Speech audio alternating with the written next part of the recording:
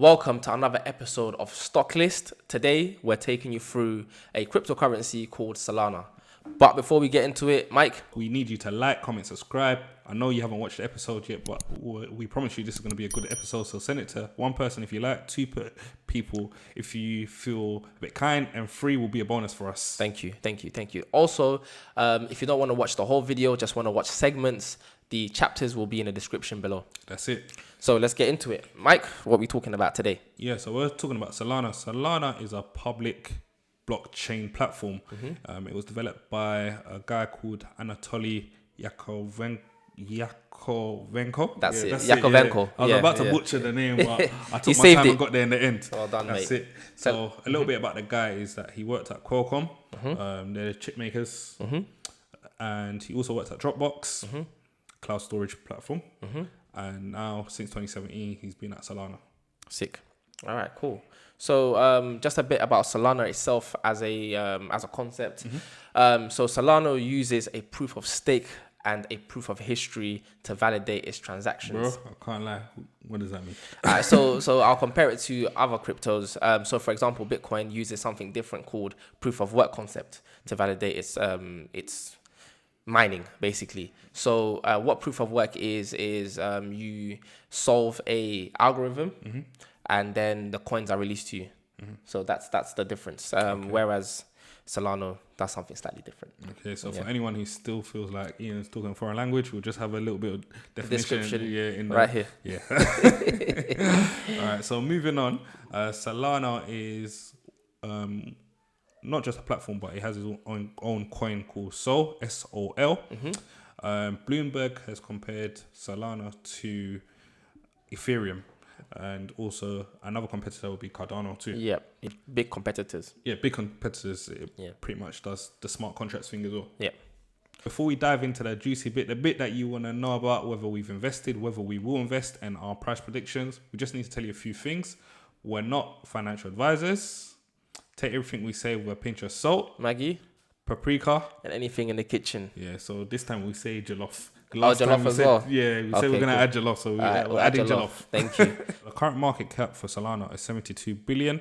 When you compare this to Ethereum, who've been around much longer, it's 561 billion. So there's a massive difference in market cap. Okay. Yeah, obviously Ethereum, people see it as a stronger project, etc. Yeah. In total circulation at the moment, you've got around 302 million, with 60% held by the Solana Foundation and the founders.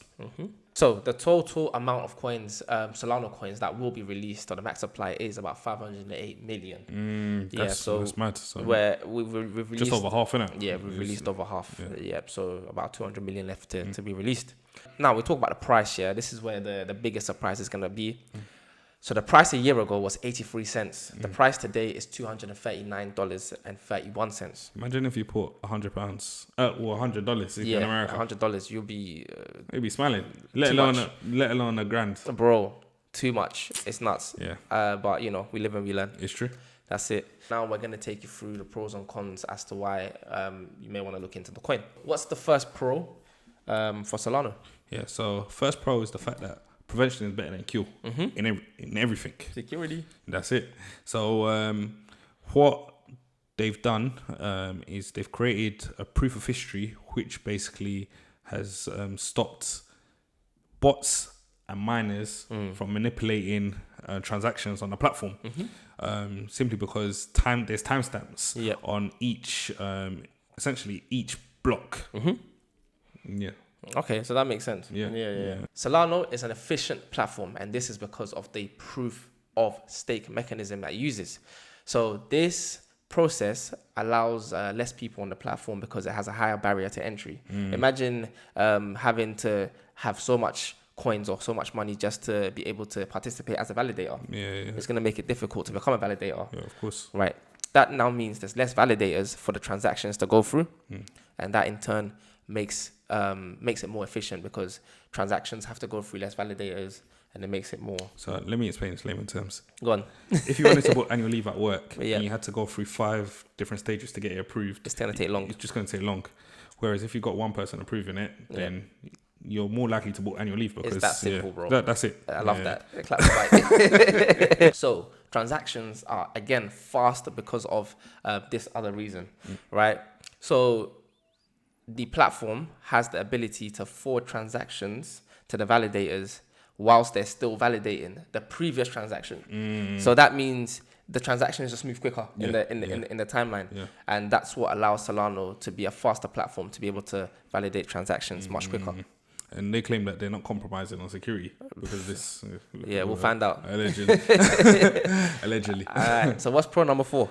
So it's much more environmentally friendly. Ever since last year, the talk about Bitcoin and people mining and all that, it's not good for the environment, etc. People have become more environmentally friendly in the ways they do things. They're more conscious. They're more conscious. Sorry, that's the word. Yeah.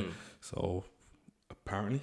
Or allegedly, whatever word you want to use. It's allegedly. They're more environmentally friendly because, like you said, there's less validators to go through. Less validators, which means less computer power and all sorts. So, So we've just gone through all the pros, and now we're going to take you through a couple of cons. So, Michael, what's the first con? Yeah, so first con is the fact that Ethereum has the first mover advantage. If you look at CoinMarketCap, you'll see that Ethereum is currently number 2 in the crypto charts. It's been number 2 for a minute. Wow. Again, first mover advantage. Same with how Bitcoin's got first mover advantage. So to shift any of those out of that position is going to be mad. It's going to be mad. Yeah. They also have Cardano as a competitor as well, who obviously is a bit, in terms of its price, it's been moving a lot more slowly nowadays, especially because Solana has come on board. But it's still a big name within the crypto scene. Facts. Yeah. Facts. Okay. That makes sense. Yeah, so they need to look out for what these competitors are going to do, especially Ethereum, who are always active, very, upgrading active. Their system, etc. I've mentioned con number 1. What's another con? Right, so con number 2 is this whole proof of stake process that they have. It just makes it a lot more difficult for new people to come in and become validators and actually come aboard the platform, right? Start mining on the platform, because the whole proof of stake concept means that you have to, the more you have access to. Okay. Yeah, so if you don't have much coins, then you have less access to new coins, right? So it makes it difficult to actually participate on the platform.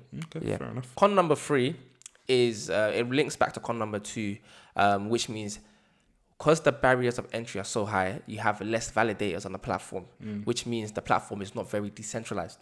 It's very centralized. That's you understand? a problem. And it's a problem. Like the crypto is all about decentralization. Yeah. So it defeats the whole purpose. Do you understand? So that's the main issue. Con number 4 is the fact that as a so-called decentralized platform, obviously we've mentioned that they're not fully decentralized, but they're pretty much somehow. They've suffered multiple issues. One of them as recent as, I think, September 2021. I'll double check the dates, but the system went down for around 17 hours. Damn, that's a long time. It was a network outrage. So imagine your money's tied up for 17 hours. Fuming. Yeah, it's risky. Yeah, so if the whole platform is down here, then what can you do? Yeah. You just have to just wait for them to come back up. It's a risk and it doesn't look good. Doesn't look good. Yeah, it doesn't look good. But it's not even that it just doesn't look good. Remember, it's a fairly new platform trying to compete with Ethereum. And Ethereum, we know, is a very, very strong platform. Exactly. So the question is reliability. Sticky one still. Yeah. All right, cool. So those are the pros and cons. Now we're going to go into our price predictions, and then we'll tell you if we're going to get it or not. My price prediction will be $300 to $330. Reason being is because it's really pushing to become a main competitor for Ethereum. It's something that I've bought and I'll gradually be buying more of. Yeah, I'll say the exact same. I'd say about $300 by the end of the year. And I'm saying this because I'm beginning to see the coin everywhere. And I feel like with these things, the more marketing surrounds it, that's what basically helps to drive the price. So $300 by the end of the year. And I'm also buying some today.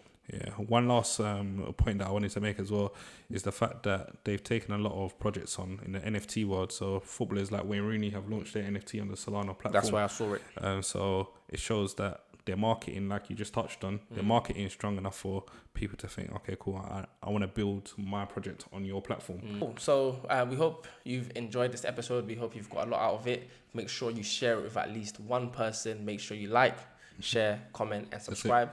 And we will see you on the next one.